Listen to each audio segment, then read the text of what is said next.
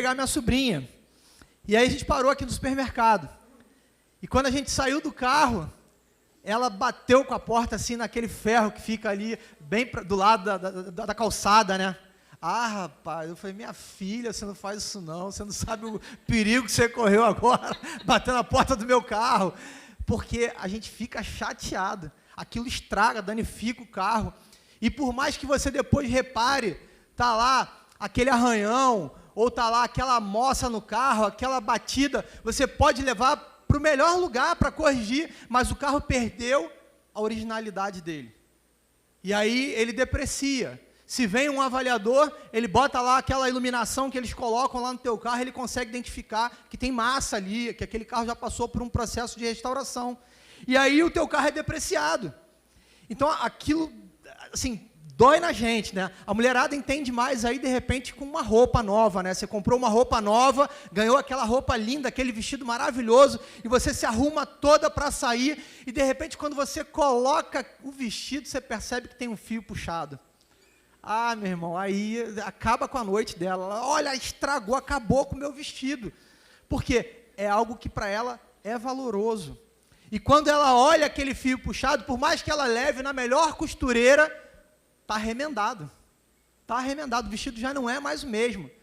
E a gente perde um pouco, né, o prazer. Eu tive um carro que a Rafaela me fez o favor, ela não está aqui, agora eu posso falar. De manhã ela estava, não falei não. Sou bobo. Ela bateu com esse carro acho que umas 7 vezes. E foi uma época terrível, irmãos. Uma época terrível. Eu não gosto nem de lembrar. Eu não sei o que acontecia. A Rafa dirige muito bem. Você imagina, bateu 7 vezes e dirige muito bem, né? Também, se não dirigisse bem. Então, assim, aprendeu, né? Acho que ela bateu tudo que ela tinha que bater naquele carro. E aí, assim, eu perdi completamente o prazer por aquele carro. Olhava para ele e falei assim, eu vou vender esse carro, eu vou vender, já tinha consertado aí o para-choque pendurado, e aí o outro, já nem ligava mais para uma moça a mais, uma a menos, um arranhão, já nem ligava mais para aquilo. E então, assim, aquilo doía. Eu não sei quem conhece aqui uma arte chamada kintsugi. Kintsugi é uma técnica japonesa de remendo, de restauração. Essa técnica, ela foi desenvolvida pelos próprios japoneses numa seguinte situação. Um shogun, ele tinha um vaso que ele gostava muito, de cerâmica, e aquele vaso caiu e ele quebrou. E ele pegou aquele vaso e mandou para a China para ser restaurado. Só que quando retornou, ficou muito ruim. E ele não gostou do que ele viu, então ele mandou para os seus súditos e falou assim, ó, vocês dão um jeito aí de tentar restaurar esse negócio, de tentar reparar esse vaso, porque eu gosto muito dele, esse vaso ele tem um valor sentimental para mim, é algo que eu me identifico, me traz boas memórias, e eu preciso restaurar esse vaso. E aí então um dos súditos dele teve a ideia de misturar uma cola, uma resina, com pó de ouro. Ele pegava o pó de ouro, misturava, e quando ele colava aquelas partes daquele pote, ele ia passando aquilo ali, então o pote ele ia ficando com umas veias de ouro, e o pote realmente ficava muito bonito. Se você já teve a oportunidade de ver, você sabe do que eu estou falando, e quem não viu pode procurar lá no Google, depois você vai ver. É bem interessante a técnica, mas o fato é que aquele vaso ele já não é mais o mesmo, ele não tem mais a mesma resistência, ele não pode mais ser usado senão para uma peça de decoração. Então, a técnica, por melhor que seja, ela tirou aquela originalidade do vaso. A gente tinha ganho um presente de casamento, e era um pote de cristal bem bonito. A Rafa adorava esse pote. E ela colocava esse pote em cima da mesa da sala. E aí estava lá aquele pote lindo, era um pote caro, bem bacana, a gente ganhou de presente, né, de casamento, então ela estava ali, e aquele pote ali há anos na mesa da sala, e ela usava um paninho lá, uma toalhinha, caminho de mesa, o pessoal me ensinou hoje de manhã que o nome é caminho de mesa, né, então você coloca aquilo ali e coloca o pote em cima. E o Lucas, que era o nosso filho especial, ele tinha paixão por paninho, ele pegava o paninho, ele botava na boca, ele ficava com aquele paninho ali o tempo inteiro. Um belo dia, ele próximo da mesa, o que ele faz? Mete a mão no pano e vem com o pano, com o pote, com tudo, e derruba e quebra aquele pote de cristal. A Rafa chorou por causa daquilo, mas chorou mesmo. Ficou acabada, arrasada com aquilo. Ela ficou a semana inteira falando aquele pote. Meu pote eu gostava tanto, quem me deu não vai me dar mais. Eu não vou casar de novo. Eu não vou. A loja fechou, inclusive, a loja que foi comprada esse pote fechou. Tinha um valor sentimental para ela aquele pote. E ela sofreu com a perda daquele pote. Aquele vaso ali para ela tinha um valor incrível. E ela brigou com o Lucas, falou, Lucas, você quebrou o pote da mamãe, aquilo tudo. Irmãos, e para tirar da cabeça dela que era só um pote, que era só um vaso, né? Não adiantou, ela ficou com aquilo ali. Mas o fato é que eu queria compartilhar com você nessa noite algo da parte de Deus. E se você não se preparou, se prepare, aperta o cinto, porque hoje nós vamos descer a casa do olheiro, irmão. Prepara aí, bota o cinto, se segura na cadeira, porque hoje nós vamos descer a casa do olheiro. Deus tem algo poderoso para falar ao nosso coração nessa noite. E eu creio que Ele marcou esse encontro com você nessa noite, porque Ele quer te apresentar uma restauração que talvez você nunca tenha vivido na sua vida. Amém?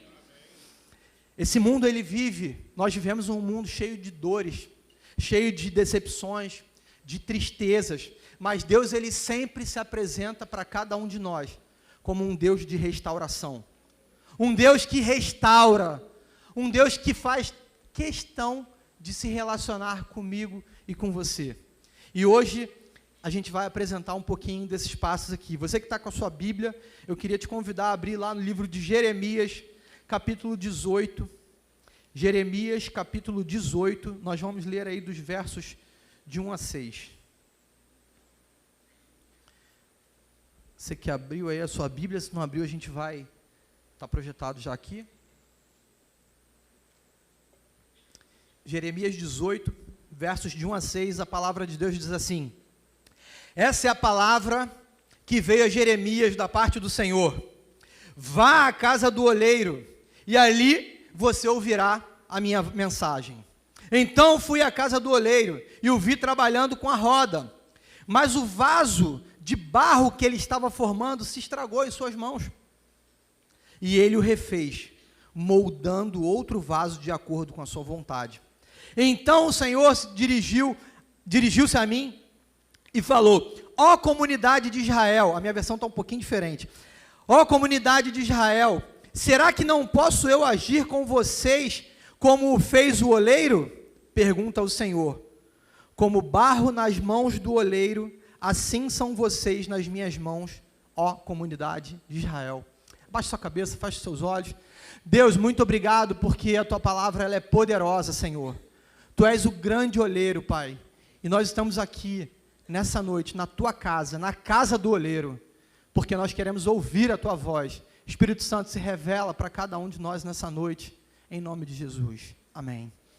Irmãos, Jeremias ele estava vivendo num tempo muito difícil. Jeremias estava vivendo num tempo onde o povo de Israel havia se afastado completamente dos propósitos do Senhor. O povo estava se degradando. O povo estava levantando deuses, falsos deuses. O povo havia se afastado daquilo que era a promessa para o Senhor, para a vida deles.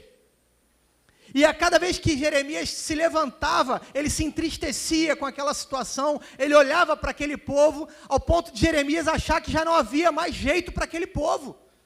Ele olhava e falava assim: tamanha é a iniquidade no meio desse povo, que eu acho que não tem mais jeito. Eu acho que Deus vai desistir desse povo, não é possível. E quando Jeremias ele olha para aquele povo, ele se depara com aquela situação, ele começa a perceber que o povo havia perdido completamente o temor a Deus. Completamente. O povo chega a dizer que Deus não existia e que Deus não iria fazer nada contra eles. Deus não existe mais. Nós não acreditamos mais nisso. Deus não vai fazer nada contra a gente. E o povo começou a se afastar e se distanciar cada vez mais daquilo que era o propósito de Deus para a vida do povo de Israel. Talvez essa palavra, ela faça muito sentido para mim e para você nessa noite. Quantas vezes nós vivemos como o povo de Israel, distante do Senhor, nos distanciamos daquilo que é a vontade do Pai, Nos afastamos daquilo que foi o sonho, o projeto inicial dele, para mim e para a sua vida. Quantas vezes nós, por diversos motivos, acabamos deixando de lado a nossa fé, nos decepcionamos com alguém, brigamos com uma pessoa, alguém que pisa no seu pé, no seu calo, e aí você fala assim, chega, não quero mais saber de Deus, não quero mais saber de igreja, não quero mais saber do Senhor, isso para mim não dá mais. E às vezes a gente incorre nessa mesma situação que o povo de Israel estava. E quando Jeremias olha para essa situação, ele olha em meio às lágrimas e sofrimento por conta do povo, o Senhor dá essa palavra para ele.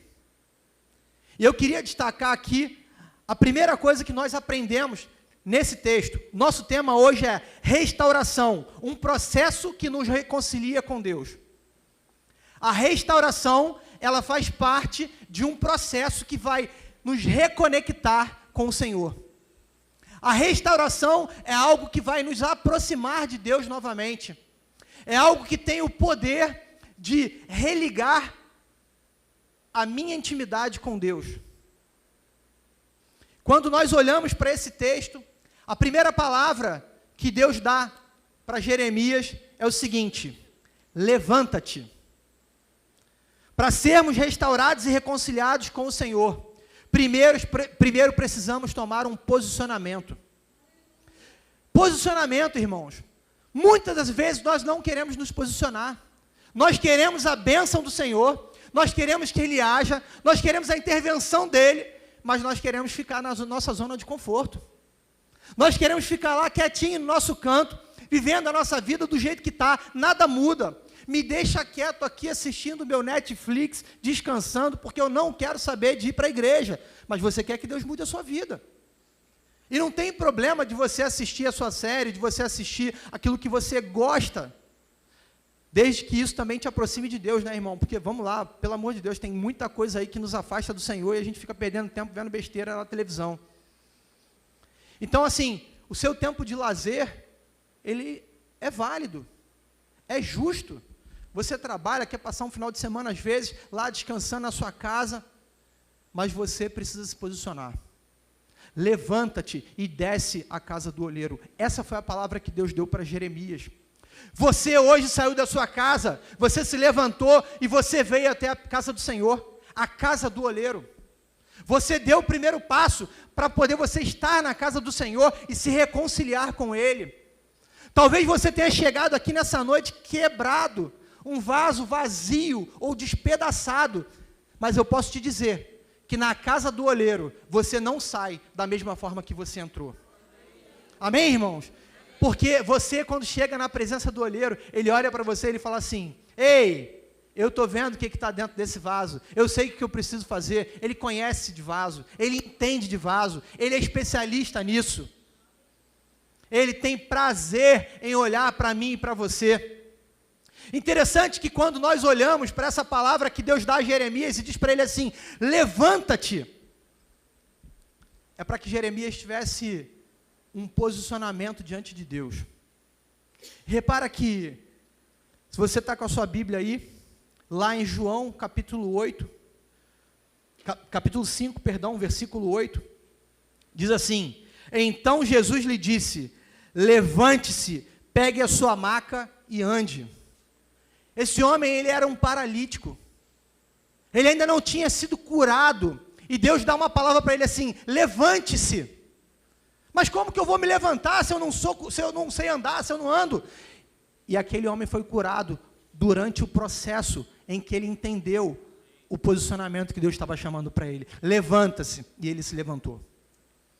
Irmãos, posicionamento. O milagre, ele acontece, mas eu preciso me posicionar.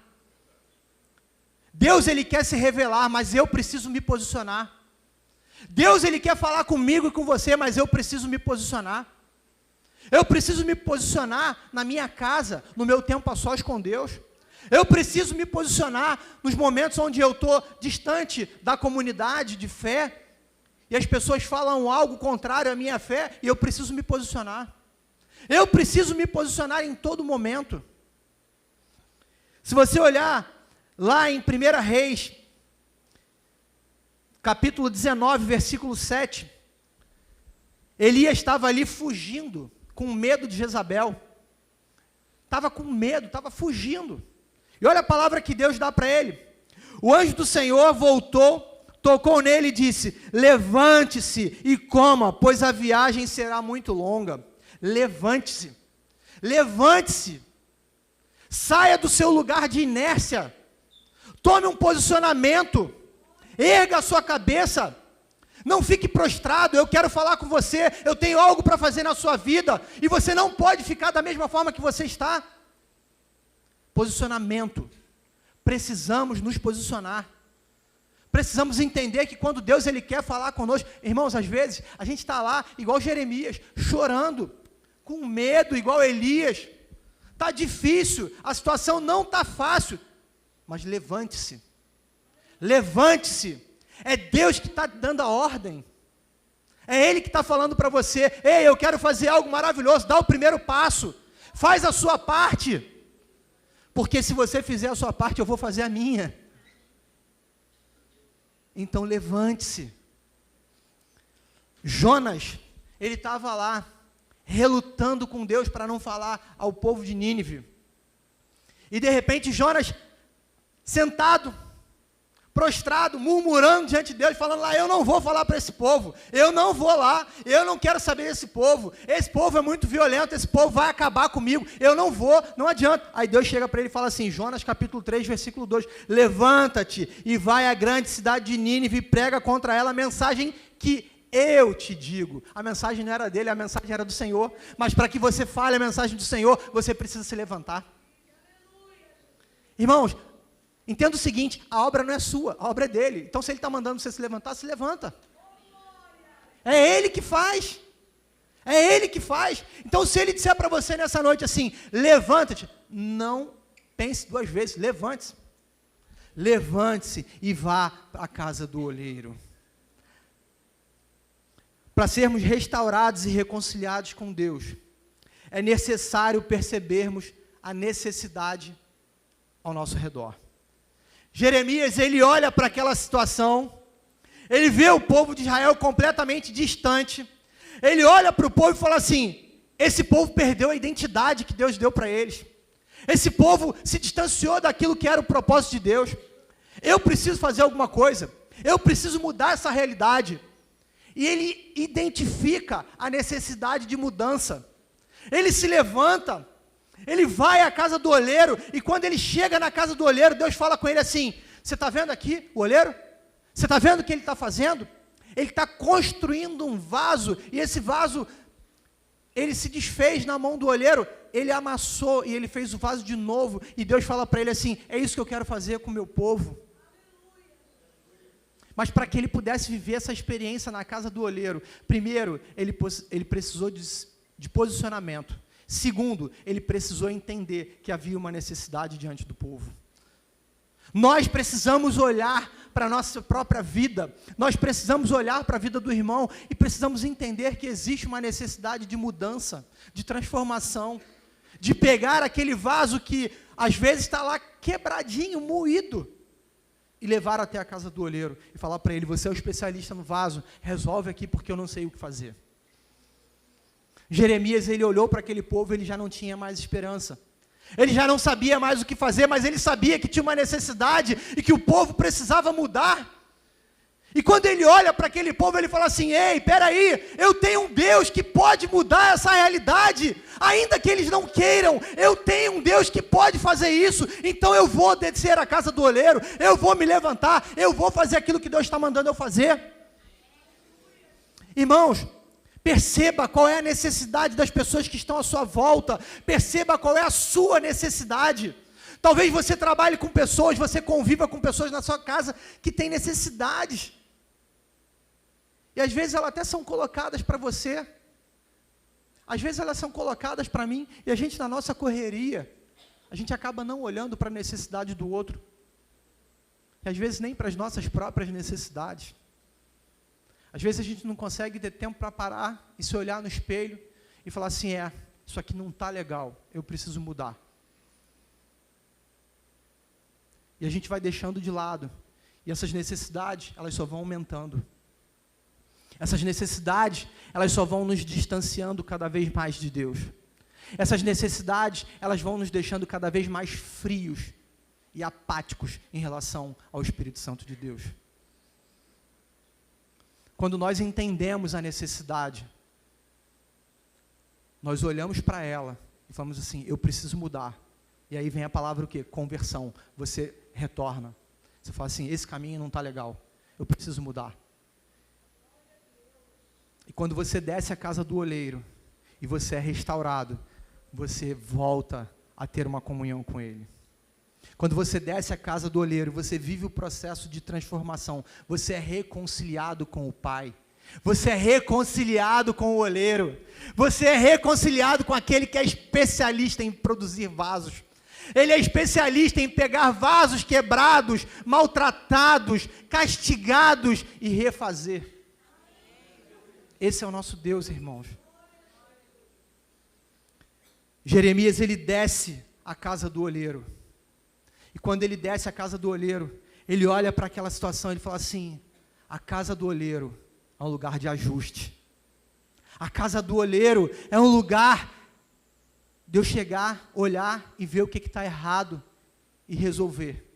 O oleiro, quando ele está ali fazendo o vaso, às vezes uma pedrinha no meio do barro, ela consegue danificar todo o vaso.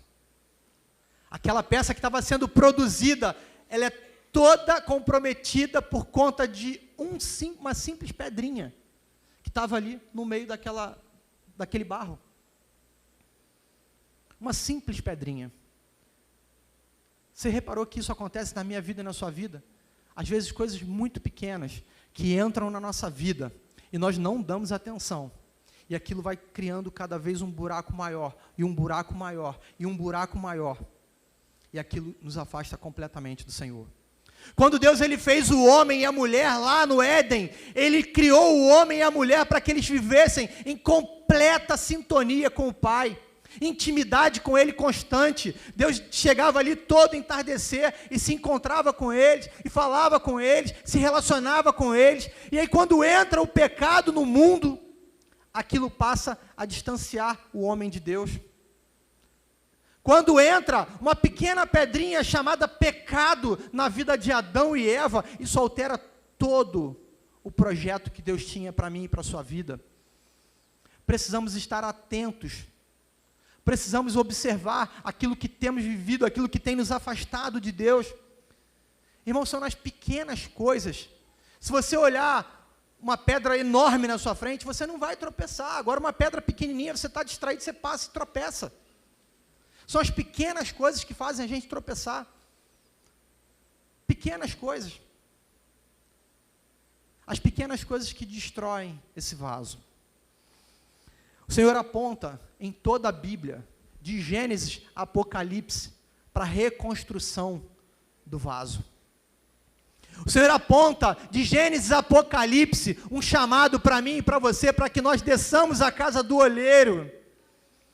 Ele nos chama para nos reconciliarmos com Ele, para tomarmos a forma que Ele sonhou. Imagem e semelhança dEle. Esse é o formato que Ele sonhou para mim e para você. Irmãos, imagina só aquela pessoa que de repente começa a sentir uma dor. Ela sente uma dor. Ela começa a perceber que tem algo diferente no corpo dela. E ela procura um médico. Chegou lá, o médico olhou, começa a fazer o exame. Perguntou onde está doendo. Ah, está doendo aqui. Tá bom, vamos pedir uns exames aqui. Aí ele pede lá o exame de sangue, exame de fezes, exame de urina, faz um check-up ali. Os exames chegam, o médico olha, até que as taxas estão mais ou menos. Eu vou pedir uma imagem. E aí ele pede uma imagem. Você vai lá, faz uma ressonância, faz um ultrassom, você faz uma imagem e você leva para o médico.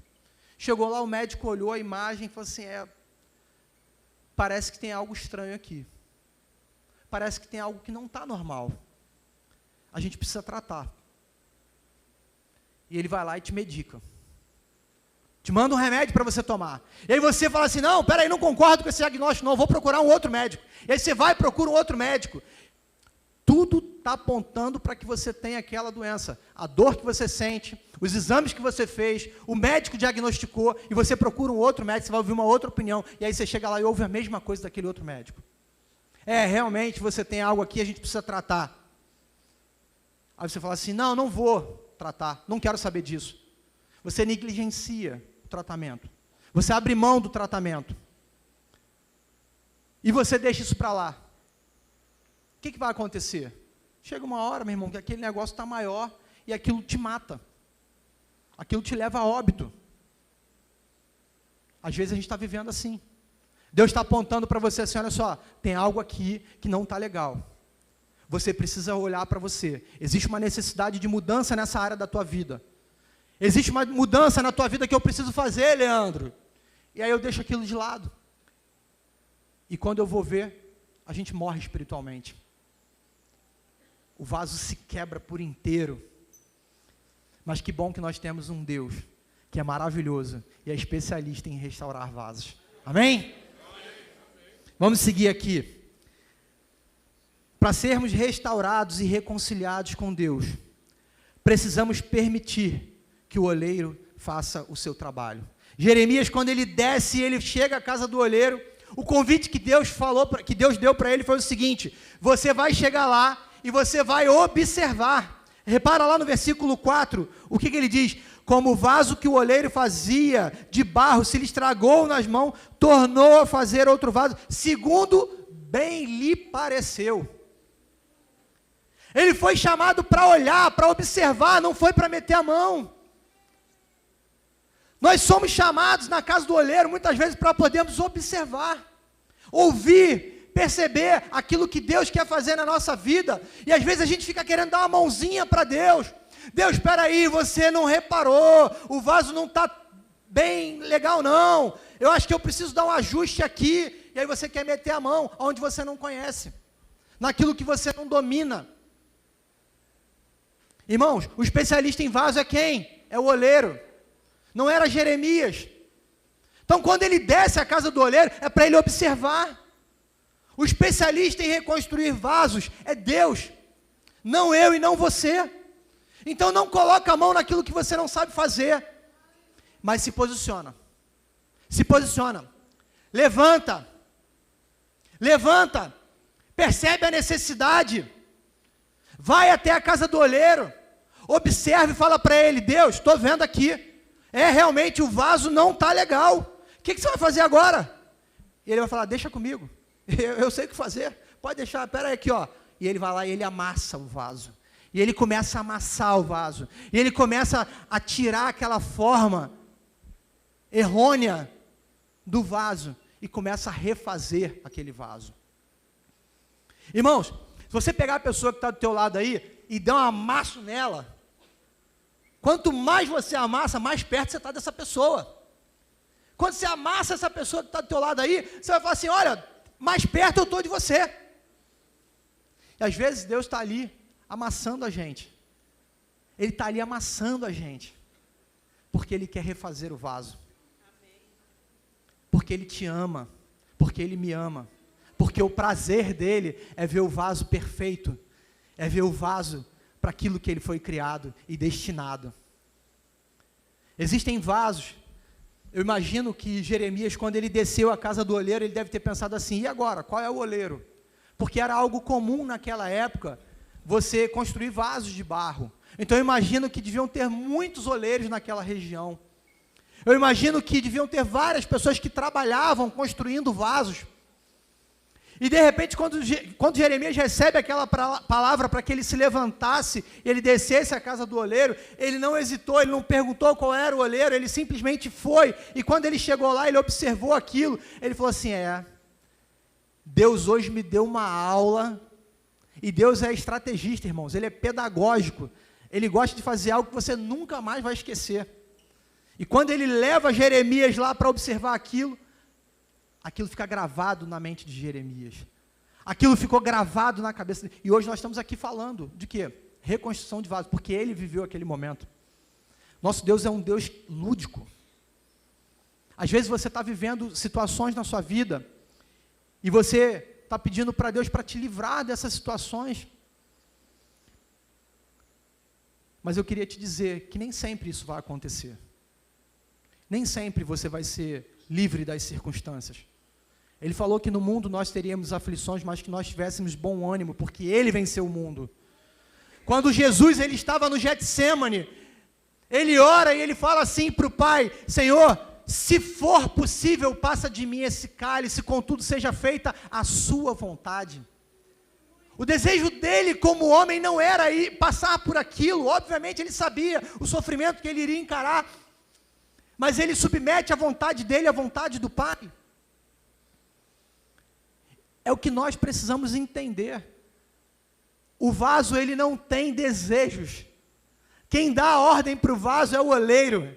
Você na tua casa, se você tiver um pote lá na sua casa, que você guarda cebola na geladeira, você bota a cebola lá, aquele pote ele fica entranhado com aquele cheiro já da cebola, né? E aquele cheiro de cebola que fica no pote, se você lavar ele e comprar um queijo, colocar ali dentro, quando você for comer o queijo está com gosto de cebola. Já ficou entranhado. Existem potes, vasos, que Deus fez, específicos para cada coisa. Talvez você seja um vaso que vai cantar, um vaso que vai louvar, um vaso que vai servir lá na recepção, um vaso que vai pregar, um vaso que vai ser um líder de célula. Deus tem um propósito para cada um de nós. Todo vaso nas mãos do Senhor, ele tem um propósito. O problema é que às vezes a gente quer pegar o vaso e colocar ele no lugar errado. O vaso que foi construído para colocar azeite, não era colocado água. O vaso que foi feito para colocar água, não colocava vinho. O vaso que foi feito para colocar vinho, não se colocava comida, e assim por diante. Cada vaso, ele tinha o seu destino. Cada vaso, ele tinha uma função.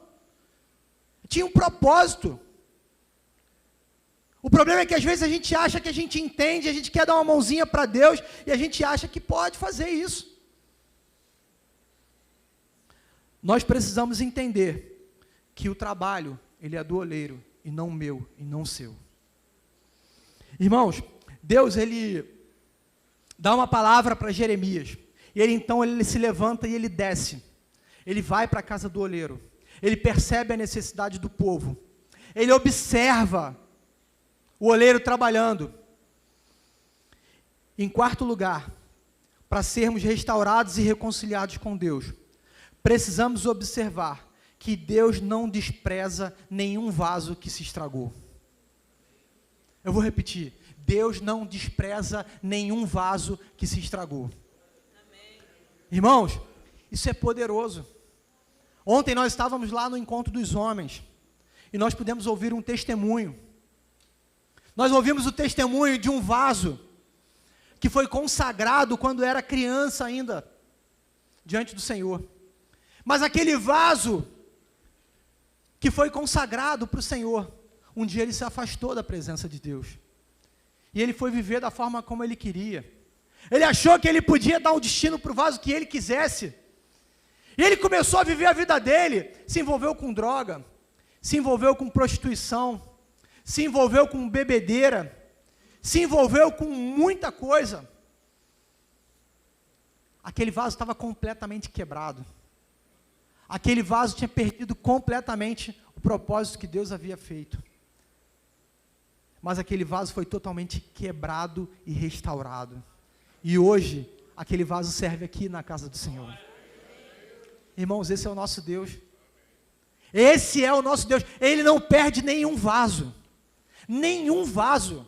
Você pode ter entrado aqui nessa noite, quebrado, moído, com um buraco gigante na sua alma.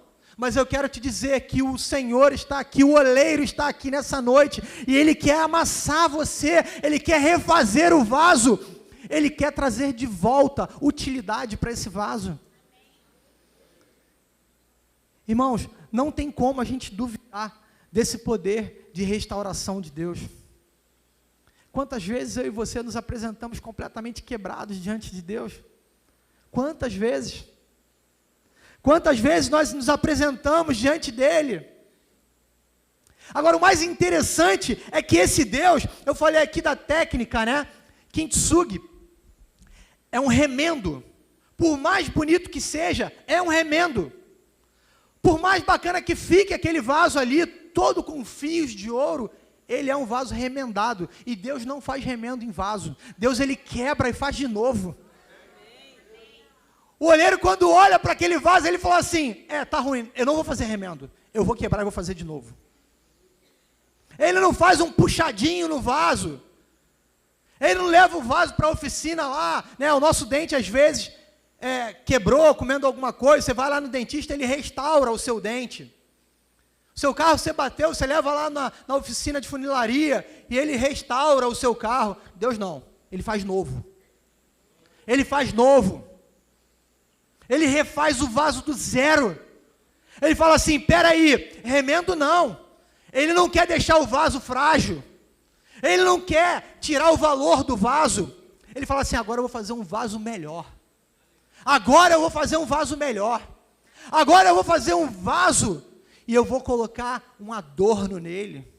Eu vou deixar esse vaso lindo. Esse vaso que era bonito agora vai ficar mais bonito ainda. Irmãos, esse é o nosso Deus. É isso que Ele quer fazer comigo e com você nessa noite. Foi para isso que Ele te chamou aqui hoje, a casa dele, a casa do oleiro. E por último, para sermos restaurados e reconciliados com Deus, precisamos reconhecer que o oleiro é quem dá a beleza e a utilidade para o vaso. É Ele que dá a beleza e a utilidade para o vaso.